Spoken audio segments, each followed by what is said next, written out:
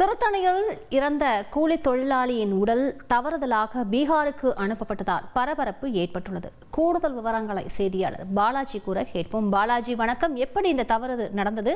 விரிவான விவரங்களை பதிவு பண்ணுங்க. வணக்கம். திருவள்ளூர் மாவட்டம் திருத்தணி பூச்சிரெட்டி பள்ளி என்ற கூடிய கிராமத்தில் இருக்கும் கூலி தொழிலாளி ராஜேந்திரன். அவருக்கு வயதானது 59 வயதாகிறது. அவர் கடந்த சில வருடங்களாக வயிற்று வலி நோயால் பாதிக்கப்பட்டு அந்த சிகிச்சையை மேற்கொண்டு வருகிறார்.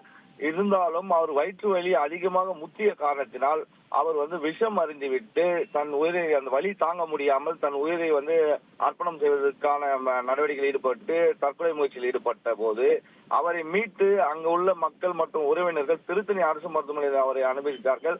மேல் சிகிச்சைக்காக திருவள்ளூர் தலைமை அரசு மருத்துவக் கல்லூரிக்கு அனுப்பப்பட்டிருந்தவர் சிகிச்சை பலனின்றி நேற்று உயிரிழந்த நிலையில் பீகார் மாநிலத்தில் இருந்து இங்கு பணிபுரியும் ஒரு 26 வயது உள்ள இளைஞரும் அதே சமயம் உயிரிழந்திருக்கிறார்.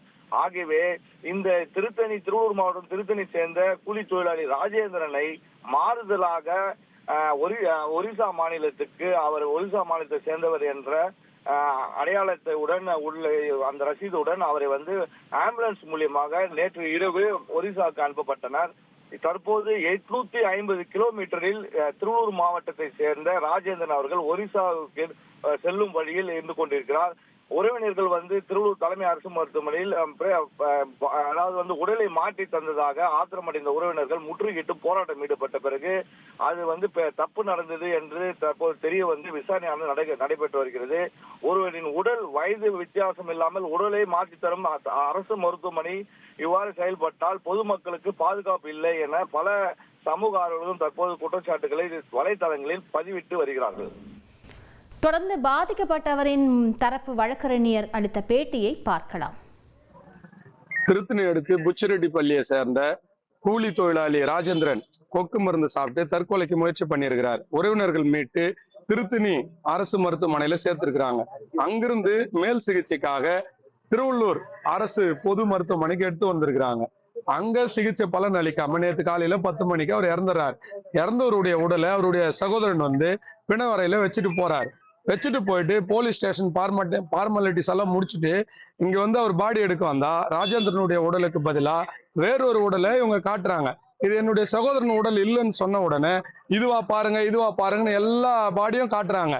எதுவுமே இல்லை அப்படின்னு சொன்ன உடனே 3 மணி காலையில 11 மணிலிருந்து 3 மணி வரைக்கும் மருத்துவ நிர்வாகம் ரொம்ப அலட்சியமா செயல்படுறாங்க. சரியான பதிலே இல்லை. பாதிக்கப்பட்டவங்களுக்கு எந்த விதமான ஒரு சொல்யூஷனும் அவங்க பண்ணல. அதுக்கப்புறம் நேற்று எத்தனை பாடி நீங்க போஸ்ட்மார்ட்டம் பண்ணிருக்கிறீங்க அப்படின்னு நான் உள்ள போய் பார்க்கும்போது ஃபர்ஸ்ட் 2 பாடினாங்க. நோட் எடுத்து பார்க்கும்போது 3 பாடியா இருக்குது. 3 பாடி எங்க கொடுத்தீங்கன்னு கேட்கும்போது ஒண்ணு திருநெல்வேலூருக்கு கொடுத்தனாங்க. அது யார் எடுத்துட்டு போனதுன்னா உறவினர்கள் வாங்கிட்டு போனாங்க. 2 பாடி எங்கெங்கெல்லாம் கொடுத்தீங்கன்னா அது அன்னவுன்னாங்க.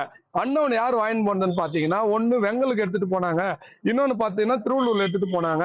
அந்த வெங்கலுக்கு எடுத்துட்டு போன பாடி யாருன்னு பாத்தீங்கன்னா இந்திக்காரங்க எடுத்துட்டு போனாங்கன்னாங்க.